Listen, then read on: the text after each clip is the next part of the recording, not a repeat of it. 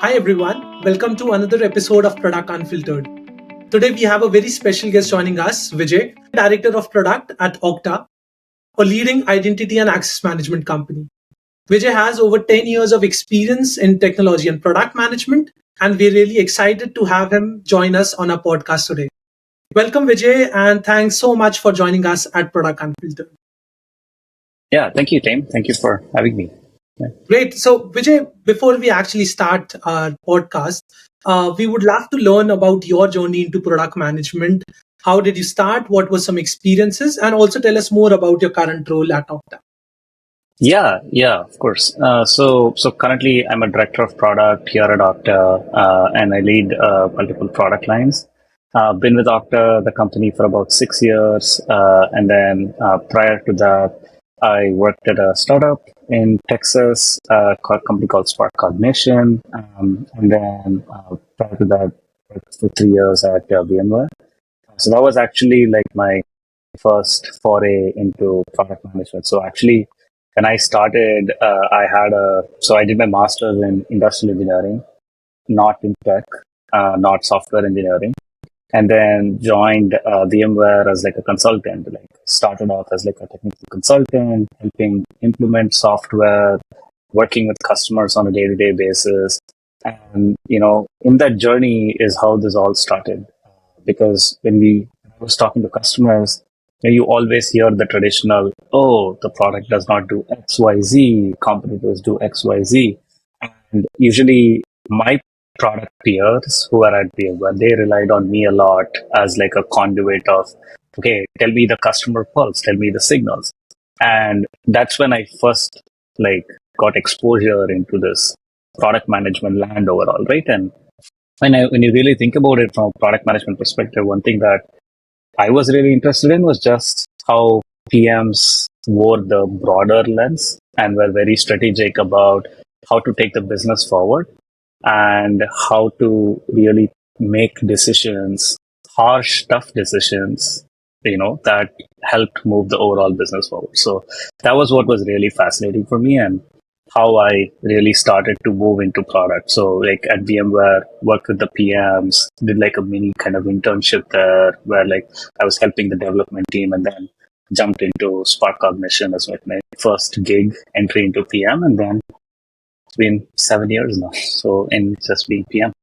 No, that's really exciting, Vijay. I think Yeah. as someone who has transitioned from a non-software development background to PMing is always a Yeah. very interesting journey. We all like to learn about. Yeah. But yeah, actually learning about product management and getting more insights about you. Let's first have a quick icebreaker rapid fire round with you to learn more about the person. So Rahul, why don't we have Vijay on the stage and get this round turning?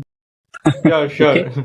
This time we thought in the podcast we'll bring a twist. Rather than doing it in the later stage, we'll start with a icebreaker rapid fire round.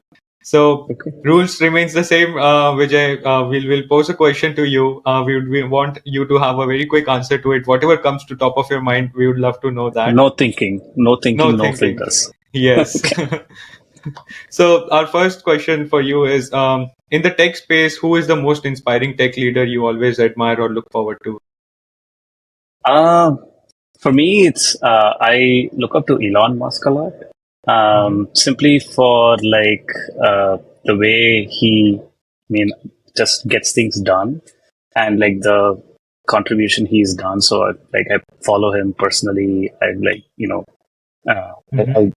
really follow everything that he's doing. So that's someone who I'm like Yeah. really Vijay, closely is there a follow. part of Elon Musk that you don't like or you don't really agree with? I mean, yeah, of course. Like, I mean, no one's perfect. Of course, like I wouldn't go into many of his personal opinions from a business perspective. Like, yeah, I don't agree with the speed sometimes at which he's going, but like, the thing that's really fascinating for me is more around how he thinks big, right? Like getting people to Mars, electric vehicles when it was not even a thing, like, launching rockets to Mars. It's like really big bets. And as a PM, it's really important for us to also make big bets. So that's really like, something that's I'm really inspired about. Yeah, that's great to know. Yeah. So the next question for you, Vijay, is with the advent of AI, we've seen a lot of startups, AI startups Yeah. coming in, right? So any top of your mind favorite startup which you have seen emerged in the couple of years when the Gen AI bubble has started? Yeah, I mean, for me, I think from an AI perspective, AI has a lot of potential, right? And especially something that we are seeing a lot in the cybersecurity space as well is how can we leverage AI to like better secure our customers and help implement better security posture. So, like AI is just so promising as a technology for us to build newer products. In terms of just a specific company, for me, like I'm a big user of Perplexity. I don't know if you guys have heard the Mhm. app. So I rarely use Google search now. So Perplexity is something that I am really into. And like, especially Gen AI has made Perplexity really possible, right? And like the Mhm. quality of search, the results of the searches is like the experience is so much better than compared clicking on links. So Mhm. That's a yeah, very interesting point. Because we've also been hearing a lot about Perplexity. Me and Utkarsh personally, yeah, we also use it for a lot of use cases nowadays. So yeah.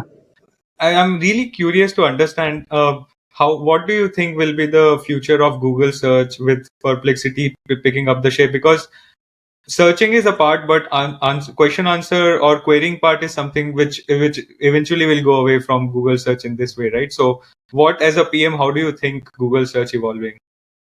I mean, Google also has their version with Gemini now. I Mhm. mean, then the question becomes how are they going to evolve Gemini and things like that. I mean, I have not gotten the mobile version of Gemini. So for me, I have the Perplexity app on my phone. And that's how I'm using it. So it's no longer going to a browser. Yeah. So I mean, in the evolution of search overall, it's a fascinating space. Like we're still so far, so early in the game. So it's going to be interesting to see how, I mean, Google has some of the smartest minds. I'm pretty sure they're going to figure this out. Mhm. And so I think from a neutral perspective, it's just fascinating Mhm. to see how this is all going to evolve. Yeah. That's gonna be a fun journey, I would Yeah. say. Totally. Totally. So, as a product leader, Vijay, Yeah. we are sure that you are occupied most of the times, and there are too many parallel things running in. So, what's your best productivity tool or hack which you use on your day-to-day life? Yeah. My best productivity tool is this comes over time, but you really need to be comfortable saying no because Mhm. or be comfortable delegating. I think you need to develop that muscle because like from a productivity perspective, you only have certain amount of time and you can't like effectively give everything the same level of attention. So one thing that I used to do is I thought like things that I think I can really influence and impact are things that really come top of mind. And like I usually have a map of okay, I know like from my team, people who like each person has their own strength and weaknesses, so you can effectively delegate. And then there are certain things which you either have to say no or it's things that have to wait. So being comfortable saying that in a very collaborative and effective manner really helps you to get more leverage, I think. Mhm.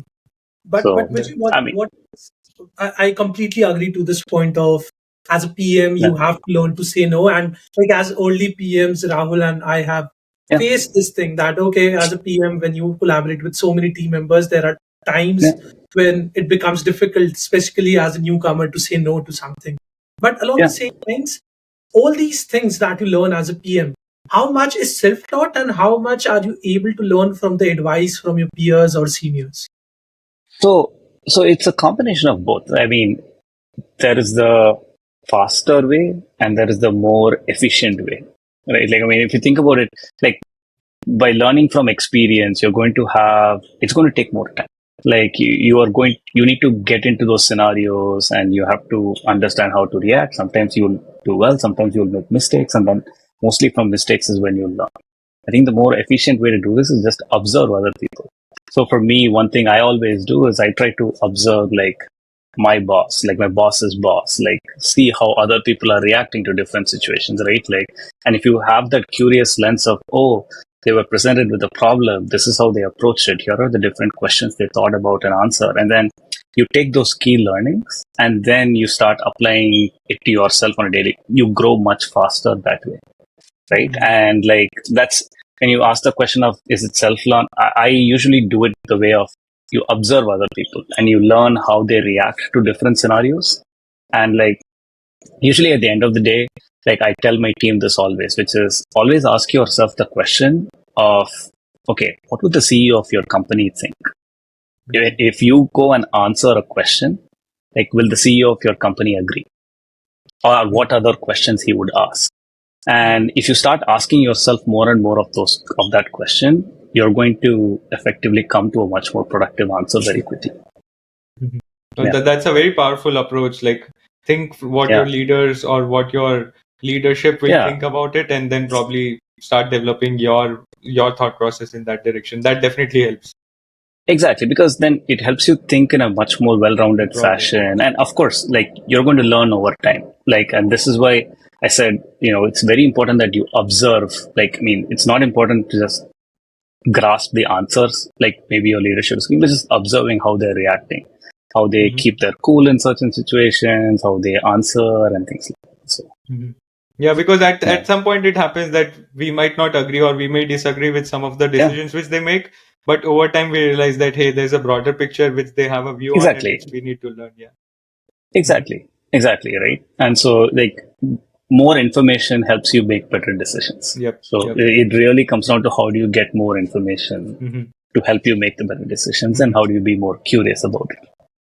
That totally makes sense. So, we'll just have a last question in the rapid fire and then we'll move towards more product-specific discussions. So, last question is, what's your most memorable product launch?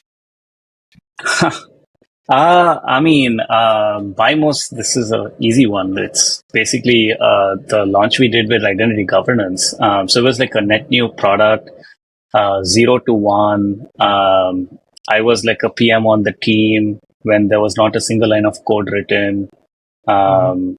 We were given a task of getting a product to market in like 8 months. And we're like, okay, starting from 0, how are we going to go do this, right? And it really involved bootstrapping a team, working with like-minded people who want to run fast. You develop great relationships as you do it. You get to know people. And then like, the real nirvana moment was when we made the product available.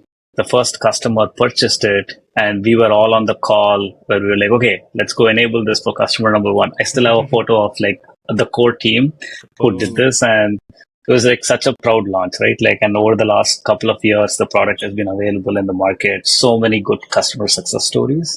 And it's every time it's like you feel a special sense of feeling of, okay, I've built something that customers actually use, which is like the ultimate success of any PM. So, are you still leading the same product, Vijay?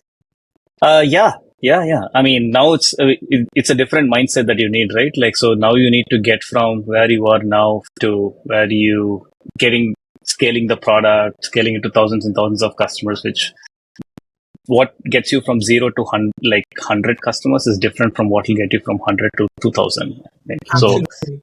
So it's all different learning as you go.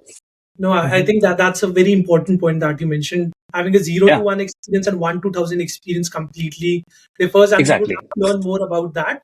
But thank you so much for answering all these rapid fire. Of course. Now let's transition into your journey into product management. I know, Vijay, you have about 10 years of experience in technology and product management.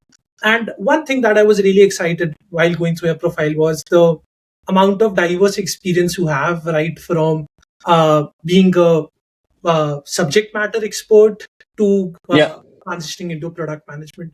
Now, Vijay, one question that is very frequently being asked to early stage PMs is, where do you see yourself in the next 10 years?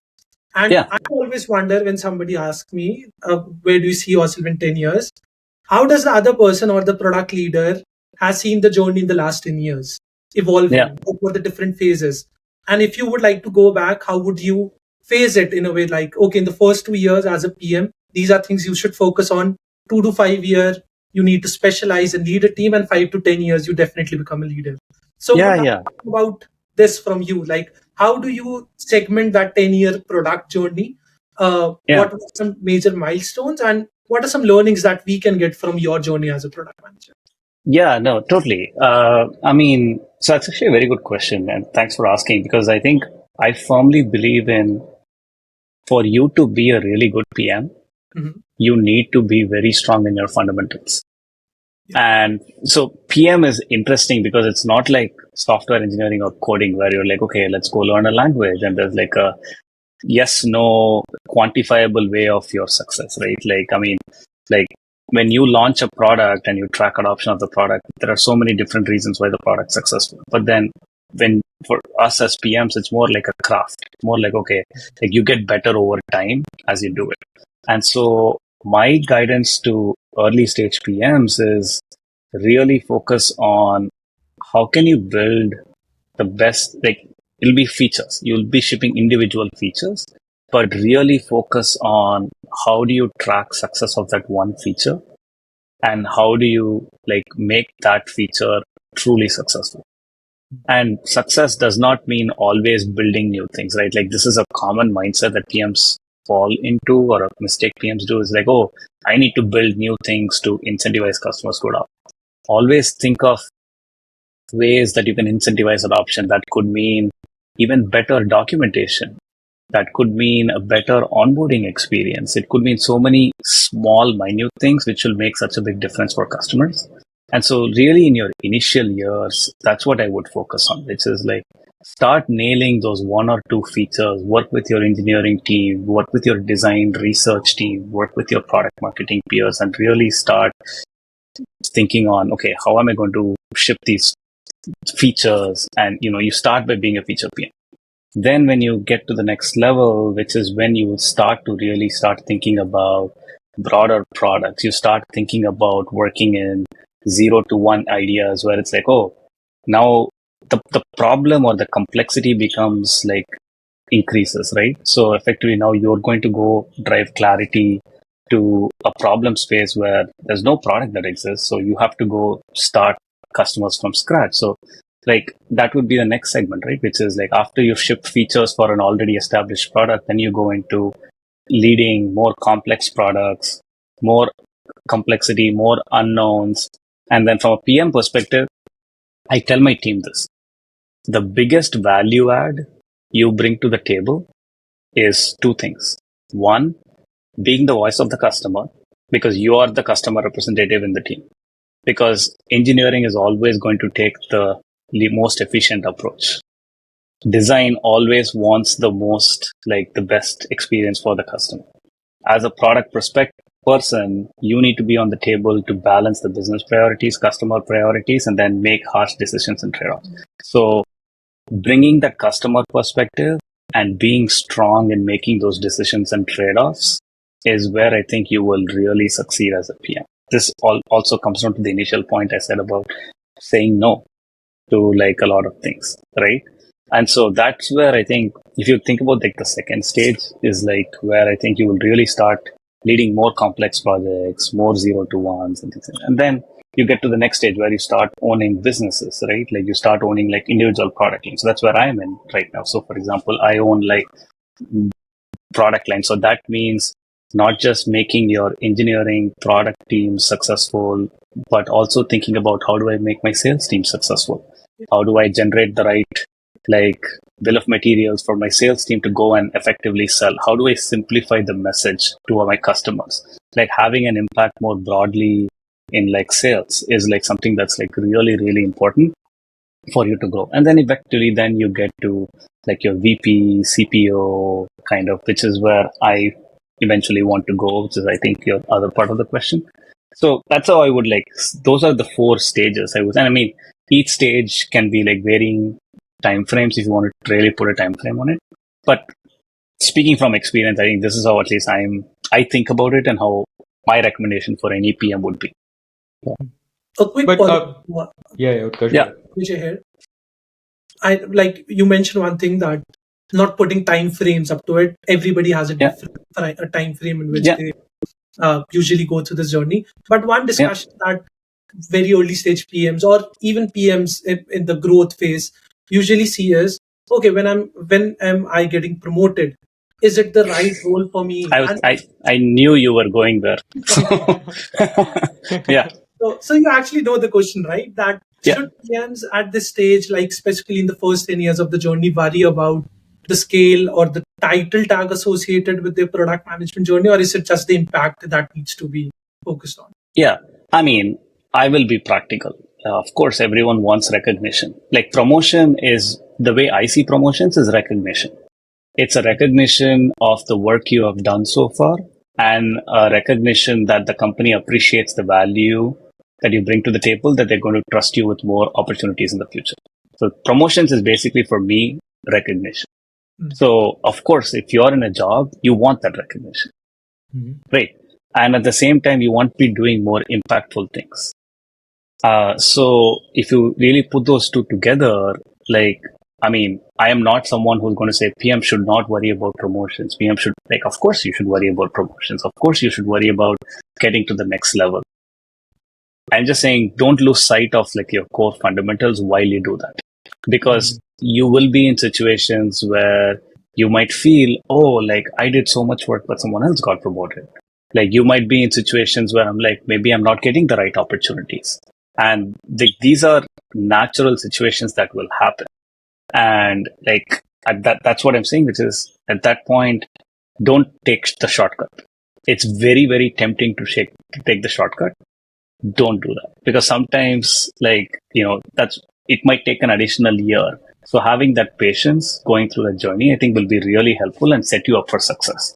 Because the one thing I have learned is the more higher you go, the more you are expected to be ready and the less you have time for learning on the job.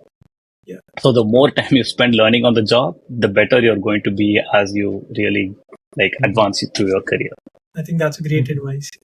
Also, Vijay, I see a lot of people who are early in their career, right? In the starting days or in the starting years, they have this imposter syndrome that, hey, am I not doing things correctly? What am I missing out on? Hey, whenever I do things, is it the wrong way which I'm doing it? So any advice there, because you've been through the journey now, you must be mentoring a lot of folks in that particular age group, right? So what advice you will have to fight that imposter syndrome?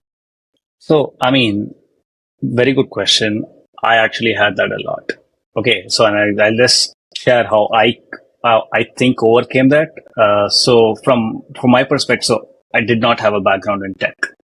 When you become a PM in tech, step one is you need to work with your engineering team and your design team, and you need to have very productive conversations with them, right? And for you to have very productive conversations with them, you're naturally going to be a little bit guarded and like, okay, I don't want to look, bad in front of them. Like that's really something that goes through your mind always. And so like the advice I have is that the way I did it is you just understand very clearly the value that you bring. And the value that you bring is, like I said, you have to be very clear and confident in saying, hey, I know and I understand my customers really well. I know and I've done the research. I have talked to my customers, and there are so many ways how you can increase that confidence level. But once you're clear on the value you bring to the table, then it helps you have productive conversations with your peers to really help, win as a team. Because as a PM, like as much as our job, you usually say PMs are like the CEO of the product. Like, and what does a CEO really mean? A CEO really means he's not going and building the product. His job is to make sure, or his or her job is to make sure the team operates in a way that is really set up for success. So from an imposter syndrome perspective, I would say have that confidence in you that you are adding significant value to the table, which you are. You just have to be confident and not put pressure on yourself that you have to be accountable for everything. Because you win as a team and you lose as a team. And like having that mindset and trusting your team is going to be really important in, growing over time. And like, so that's something which worked for me a lot, which is like, I trusted my team to make good decisions. I was an active contributor, and that's how we all grew. And then over time, you'll naturally grow out of it. Yeah.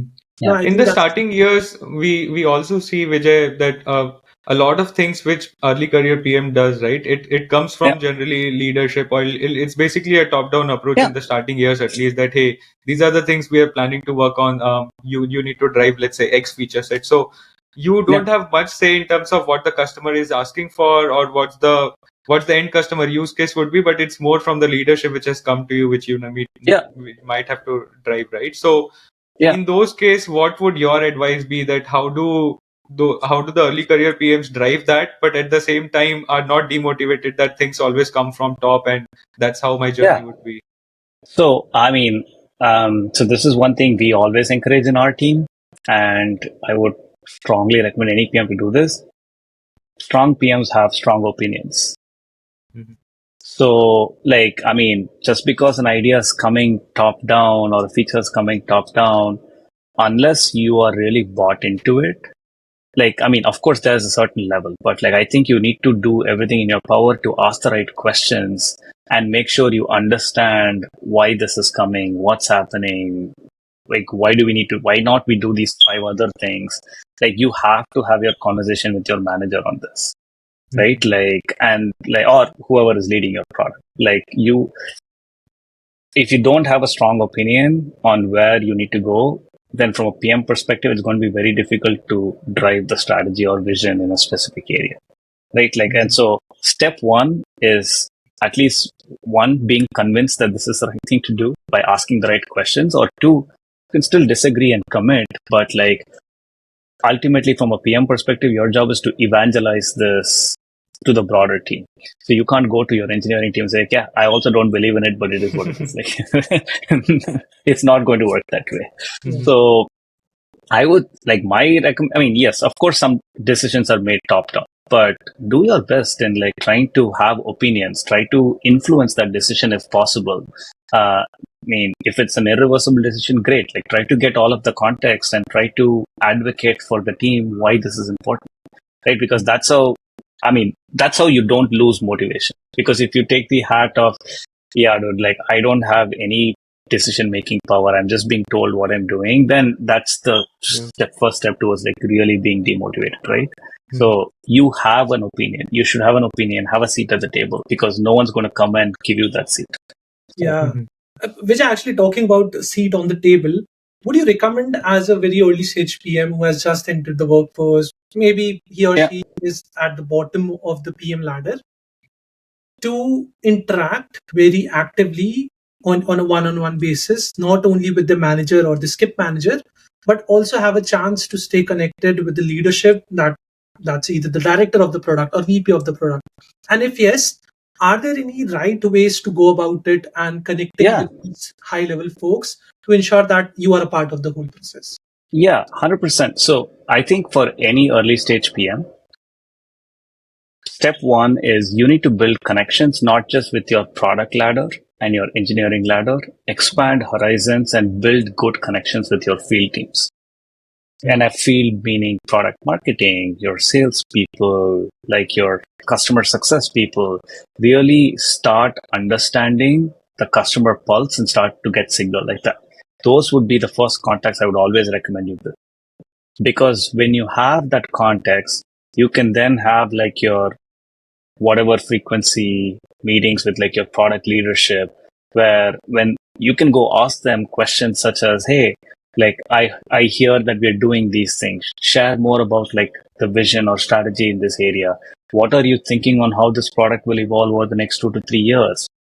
And like, product leaders usually really appreciate like the opinion people are bringing from the field, because they might not have the time to go and interact with a lot of people in the field. So that's the opinion you're bringing to the table, right? Where you're saying, hey, I'm hearing all of this from the field. I'm seeing either you're in the same direction or a different direction. Like, help me explain the rationale. Like, what are we missing? Like, or why is this different? So that's how I would encourage to have that conversation, right? Like, when you build your community, like I always tell my PMs, you need to have a core cohort of community that you can go and have any kind of conversation and they're not going to judge you. That also helps you with the imposter syndrome problem. Like, you need to have a core trusted community inside the company. So you go to that core trusted community, which is outside of your immediate team, stay in touch with what's happening, get the customer feedback, and then you can go to your product leaders and be like, hey guys, like, tell me more about your strategy. How do you see this evolving over the next 2-3 years? This is what I'm seeing. Like, what can I do to contribute? What can I do to help? And that's the kind of constructive conversation which I think would be really, really helpful for like any product leader or any early stage PM who's talking to leadership. Mm-hmm. Yeah. Vijay, this is basically a touch base on your previous points which you made, right? In the time frames of the journey which you gave us for the 10 years journey, let's say for the product manager. A lot of people early in their career have this thought also that, hey, should I enter a big corporate where my journey might be slower, or should I jump on a startup, maybe work there for 2 years, and then probably I'll get a leadership position in big corporates because of the exposure and experience which I get, right? So I know there might not be a right or a wrong way in this, but what was your thought process when you were going through the journey, or what do you recommend people in this time frame when they're evaluating these options? So it really depends on who you are as a person and what opportunities you cherish. Because if you are more a process oriented person and you want to have a more structured learning or things like that, then a medium to big size company is probably like a really good fit where you can learn and then grow, right? If you are like hey, I don't have the patience, I really want to like break things fast, move fast, like then maybe a smaller company is like a better fit overall. And so if you really like, I mean, it really depends on who you are as a person and what kind of opportunities that you cherish overall, right? Because of course, like if you go to a smaller company, like the exposure or the problems that you're going to solve might be a lot. But the flip side is if you go to a bigger company, it might actually be a really good learning opportunity for you to get stuff, because that's what I did. So when I was at VMware, like, you know, it was a great learning opportunity for me. And even in my initial days at Okta, like for the first 2-3 years when I was leading integrations at Okta, it really helped me to learn and set me up well so that when the opportunity arose to lead a 0 to 1 project, I was like the natural pick. And then I was able to also be successful because I was able to go so fast. Right. And it was because of all the time I spent like learning. So it really depends on like who you are as a person and how you want to approach this space. But when you're looking to hire someone, let's say there are two folks, one with 2 years of experience from a big tech and one with 2 years of experience from a early stage startup, do you evaluate or do you prefer having folks from startup journey because they might have more exposure, or what's your thought process in that phase? It honestly doesn't matter, because when I do interviews, the way I evaluate PMs is I want to see if they have strong opinions in the interview. So like one of the questions I always ask in my interviews is like, I mean, walk me through the project, whatever flagship project that you've worked on. And I really want to see if the PMs have a strong opinion on why this was the right thing to do and what were the other things they said no. So from my perspective, when I see a resume or when I see like a profile, it's really doesn't matter whether they're coming from a small company or a big company. It really comes down to, okay, have they worked on interesting projects, interesting spaces? And when I really talk to them in my intro calls, I want to understand, do they have an opinion? Are they willing to drive? Or are they more of a yes person? Because I don't want someone who's going to say yes to me, because then I might as well do the job. Right? Because I really want someone who will provide a different perspective to what I'm doing so that the product will grow over time. Right? Because like I want my team to build the product, not me to have like an assistant to go build the product, right? Absolutely. Yeah. But Vijay, how much does the domain expertise in that specific field or product matters when you hire a product manager? The reason I ask is when I was going through your profile, I realized that you joined Okta as a senior PM. And this is one assumption that I made, that you didn't have core identity access management before Okta. Was it true? Yeah. If not, like how was No, so actually good question. So my initial experience at VMware was more focused around Microsoft technologies and focusing on Active Directory, etc. So the role I joined at Okta initially was leading our Microsoft integrations, which was actually a very technical role. So a lot of the domain knowledge I had from my old days actually helped me in like, when landing the job in the first place. So to answer your question around how much does previous domain knowledge really matter, it really depends on like the kind of role even within the company and the kind of businesses it is. So my perspective is I think domain knowledge more matters in the B2B space because like, if you're going to an identity company, it's obviously an advantage if you have identity background. If you're going into a networking or security company, it's obviously an advantage if you have networking and security background, right? Now, that means Okta does not always hire like people with only domain knowledge. It's a preference, but it doesn't mean that you always have to have it because, like I said, domain knowledge is something you can acquire. Like that's a 6 to 8 month thing that over time someone can easily acquire. But the things that are more difficult to change are like who you are as a person, like your behavior, like your opinions, like how you are as a product leader. So like from a domain knowledge perspective, I would think about it that way. Like if you're really passionate about a specific space, like AI, for example, if you want to go into like an AI company, I think you should at least have the fundamentals of how AI works. Right. So those are the kind of things I would like think about. But Vijay, can you walk us through your journey when you joined Okta and it was a very technical product? And like as a PM, a very popular opinion or like it's a norm that because you are so engrossed in all the meetings that you usually don't get time for yourself to upskill yourself or to learn about that industry in detail. So how was your journey like? And can you share some tips to our listeners on how can they build a domain expertise in a new field? Yeah. So, I mean, the world has changed so much where, I mean, there are so many courses, online courses, podcasts, like blogs, which you can read about any topic you, right? So the materials exist. I think the real challenge becomes the time, like you mentioned, like, okay, if I am a PM, I have like 8 hours a day and then I have my evenings and weekends, like, how do you do? So, I mean, so there are a couple of things. One thing that I usually did in like my initial days, at least at Okta, is to like block 2-3 hours a week just for me to go try out the product. And like literally, I mean, I was working on one specific area or feature, but Okta has so many different products. So every week, 2-3 hours, my goal will be set up my preview environment, ensure I test out the product end to end, use it as a customer, understand where I'm going, what are the gaps, etc., which will really increase my knowledge about the broader Okta space. Then it's also about 2-3 hours. I mean, I'm really into podcasts, so like I listen to a lot of podcasts from like a business perspective. So prior, like I was also listening into like courses, for example. So when I transition from VMware into Okta, like I did some online courses around, just AI, online courses around identity and security, which helped me to really, one, articulate my journey better, and two, also be more successful on the job. So manage your time effectively. And I mean, this is one thing I did, but I wouldn't recommend it. It was like, there was like a good 3-4 month chunk where I was like, every weekend I'm just going to sit down and learn. That also requires some sacrifice, right? Like, and so, I mean, and those are things that you can do, right? Like at the end of the day, if you really want this, then you're going to put in the effort for this. So that totally makes sense.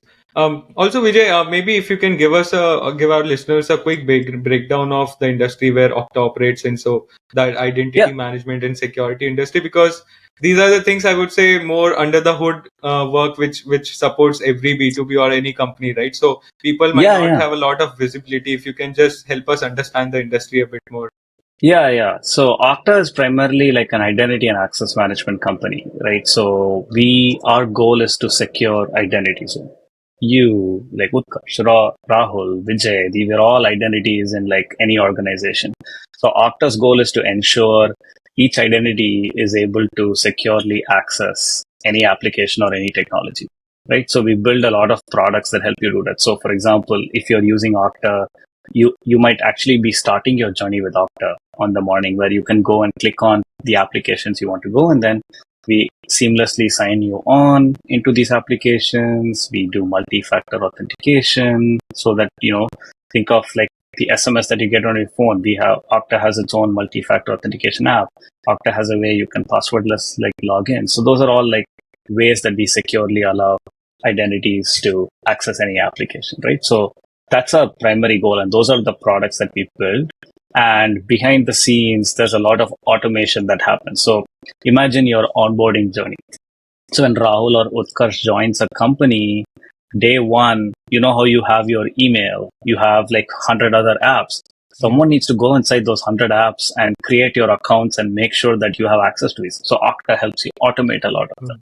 So that's the core journey that we are on, which is ensuring every identity can securely access any technology and ensuring that, these identities are like having the right access to the right applications. Mhm. So that's like really the core thing that Okta does. A quick question, Vijay. Is Okta Yeah. only compatible with cloud applications or organizations which are on cloud, No. or is there an on-premise way that? No, I mean, we work with both cloud and on-prem applications. So it doesn't have to be that the application is only on the cloud. So, I mean, there are a lot of open standards, right? Like, so there's OIDC, there's SAML, there's SCIM. So any application that speaks these languages or these standards, Okta can really like hook up into and like do a lot of this automation. Mhm. Yeah. So, what would be the competitive landscape here? Just trying to understand the industry a bit more, and how do you think Yeah. Okta differentiates themselves in the industry or in the space? Yeah. So, I mean, from a competition perspective, so think about any of the hyperscalers, right? Like Google, Amazon, Microsoft, they all have their own identity software stack. So when you move an application or a workload over to the cloud, it's really a question of, okay, do you use the same identity stack or do you use like a neutral identity stack like Okta? And really the differentiating factor from an Okta perspective is it's like the vendor neutrality, because like our goal is to really help you to connect like the broadest applications.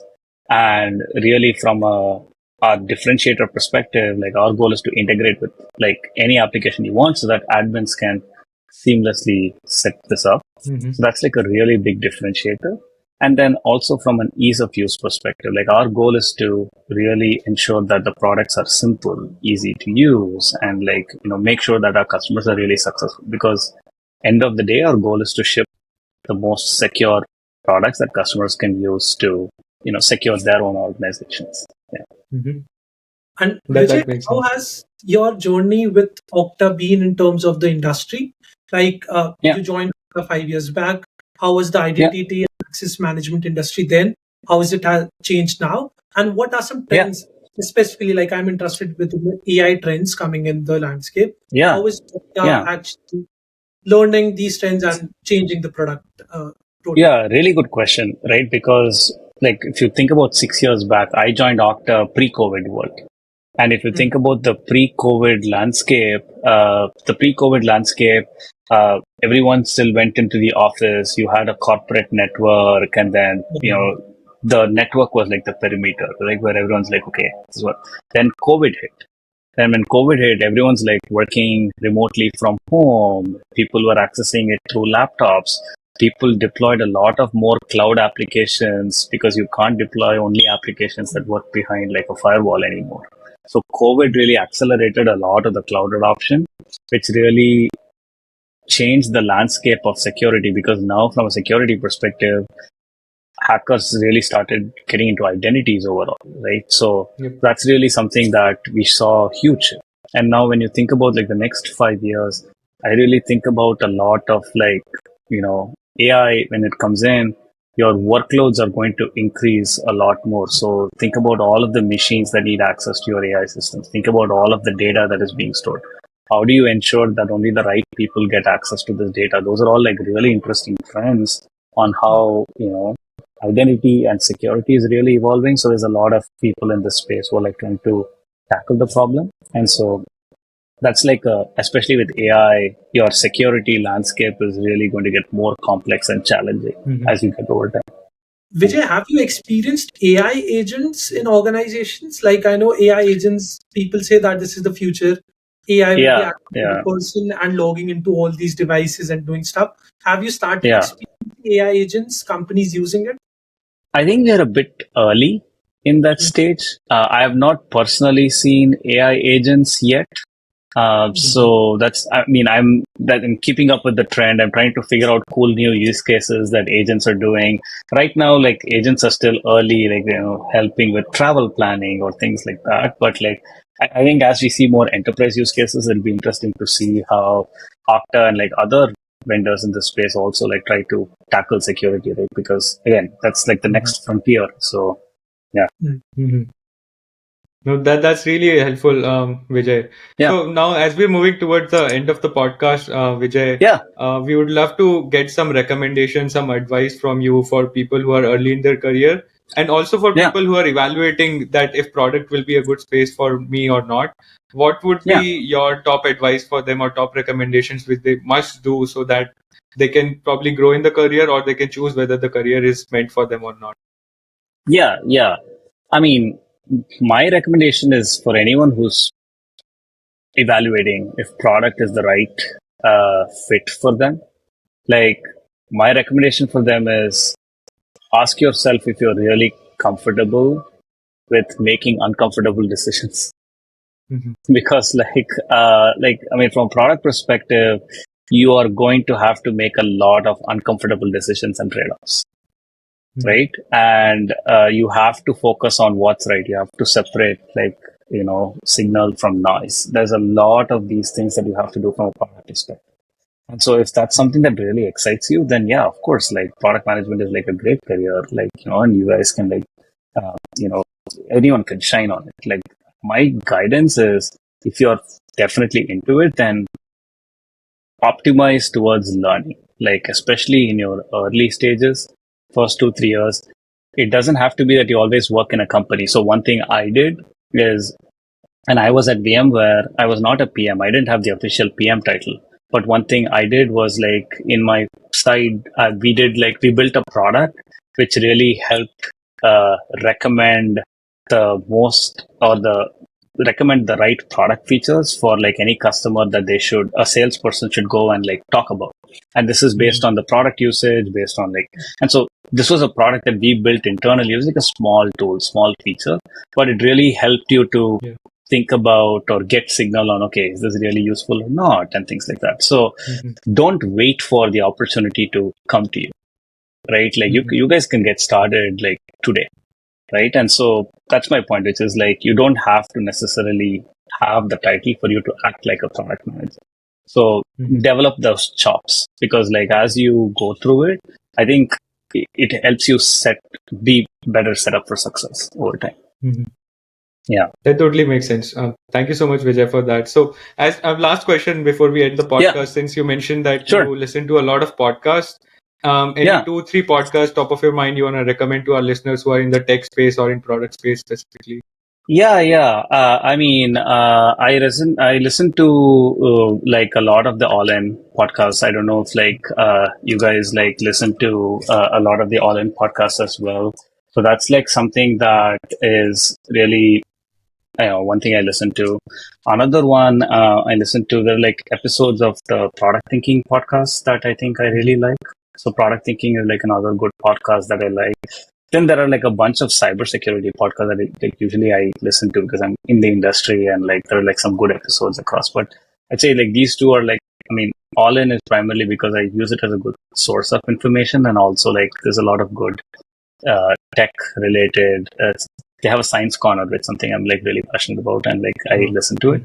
But like apart from that, Product Thinking is a really good podcast.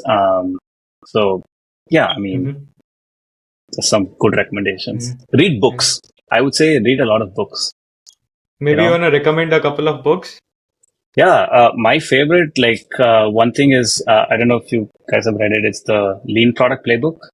So the Lean Product Playbook is, I love that. It gives you a lot of the fundamentals, and it helps you to quickly experiment. They give you a lot of practical tips on how do you experiment quickly, how do you finish that cycle of product to feedback and really make started. So Lean Product Playbook, something that I really, really like. Then the traditional ones, Inspired is like another good one. So I'll definitely go through that. So yeah, We should we can share our books. So, thank you so much, Vijay, for sharing those. Maybe we'll get a list of recommended books from you, and we'll put it in the blog so that people can have of course, access to those. Well, of course. thank you so much, Vijay, for sharing all those amazing insights. I'm sure this will help a lot to our listeners to understand from a leader what does it take to grow in the industry and in the product space, how the industry has evolved over time, what are the things which it's okay that in early phases people faces, but over time it'll improve once once we start making conscious efforts there. So thank you so much for sharing all those things. Of course. This officially brings us to the end of today's podcast. Hope our listeners have learned something new and our discussion has helped them grow their skills. Stay tuned for more such exciting episodes. Thank you so much for tuning into Product Unfiltered.